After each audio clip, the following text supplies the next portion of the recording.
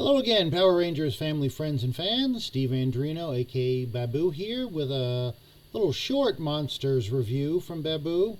On the last episode, the main villain was the King Sphinx, and I've got a still shot of him here.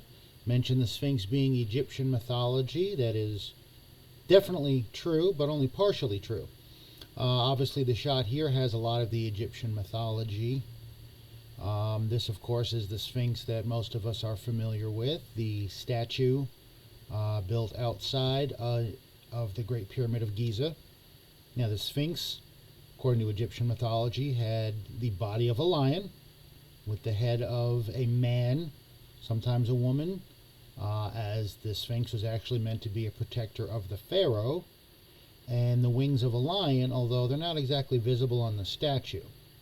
This, of course, is the face that we remember of the Sphinx with the broken off nose. However, the Sphinx was also Greek mythology. Now, the reason for that is the time frame between the Egyptians building the Sphinx and their fall as a dominant civilization and the rise of the Greek civilization led to the Greeks adopting a Sphinx myth as well.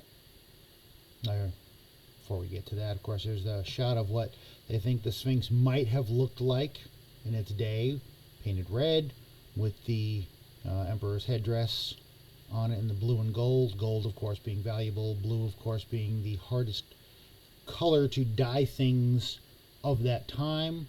It was very rare, so therefore also very valuable. This, however, is the Sphinx that we're familiar with from Greek mythology.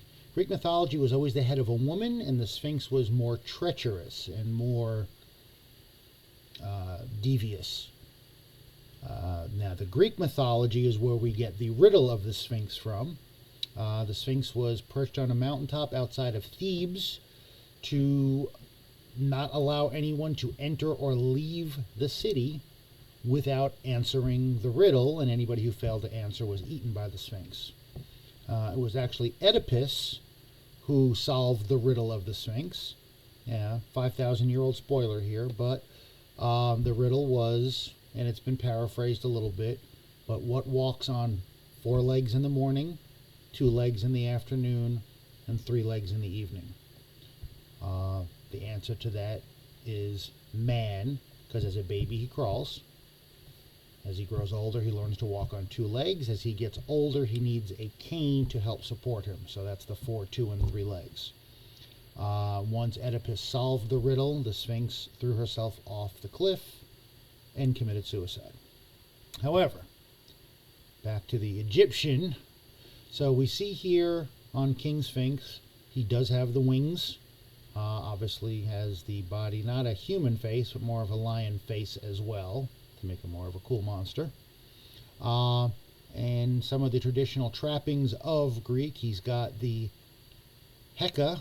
Actually, let's go back first. We have the eye here.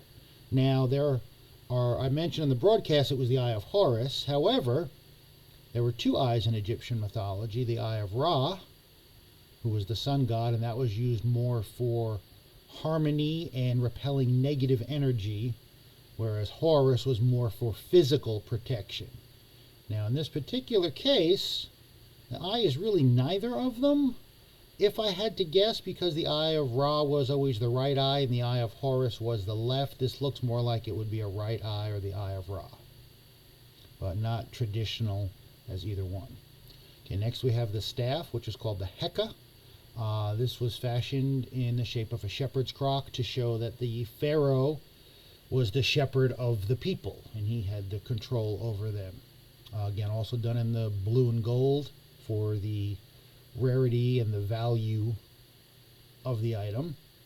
Next we have the Ankh, which was shown on his belt. The Ankh being the symbol of life and actually immortality. And then we have finally the headdress, again done in the blue and gold. We have the snake on top, which was a cobra, the sacred snakes of Egypt at the time. It was said that the cobra on the emperor's headdress would actually spit venom at his enemies. We also have here the beard, which we had on the King Sphinx as well. Now, these are fake beards.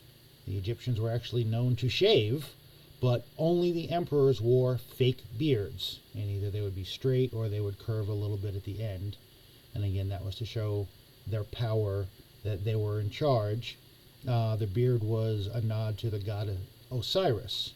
And so much so, Egypt did have a few female pharaohs, including Hatshepsut, who also wore a fake beard. And here we have just a copy of the sarcophagus here. So again, we get another shot of the headdress. We show them holding the Heka staff and the flail as traditional.